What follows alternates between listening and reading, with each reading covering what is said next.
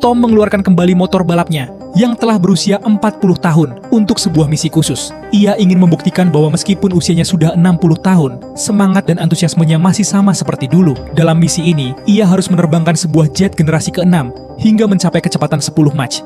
Namun, kemudian rekannya datang membawa kabar buruk. Hingga saat itu, sepanjang sejarah penerbangan, belum ada jet yang pernah mencapai kecepatan lebih dari 6,7 Mach. Karena alasan itulah, para atasannya membatalkan misi tersebut. Tom memutuskan untuk tidak mematuhi perintah itu. Ia memberitahu rekan-rekannya bahwa ia akan tetap terbang secara diam-diam. Sebelum penerbangan dimulai, ia meningkatkan kadar oksigen dalam tubuhnya dengan berlari, kemudian mengenakan pakaian bertekanan tinggi dan mengambil napas dalam-dalam. Teman-temannya berkali-kali mengingatkannya bahwa ia hanya boleh mencapai kecepatan 10 Mach, tidak lebih dari itu. Dengan bantuan kru darat, Tom naik ke dalam pesawat. Begitu ia memasuki kokpit berteknologi tinggi itu, semua kenangan lamanya kembali terlintas di benaknya. Tanpa sabar, ia segera menutup kanopi kokpit. Pertama, ia menyalakan mesin sebelah kiri, kemudian mesin sebelah kanan. Setelah suhu oli mencapai 60 derajat Celcius, ia perlahan mendorong tuas throttle. Pesawat mulai bergerak perlahan di landasan pacu. Pada saat yang sama, atasannya tiba di pangkalan udara untuk menghentikan penerbangan tersebut. Namun, ketika ia melihat pesawat sudah melaju di landasan, ia sadar bahwa sekarang tidak ada lagi yang bisa dilakukan.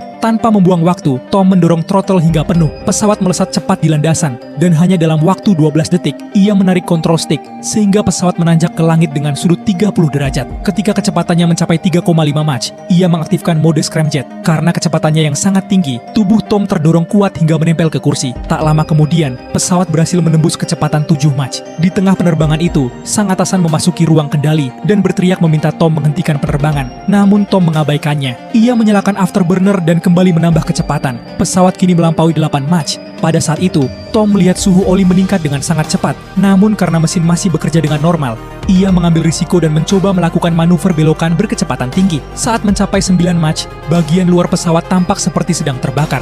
Kaca kokpit menjadi sangat panas.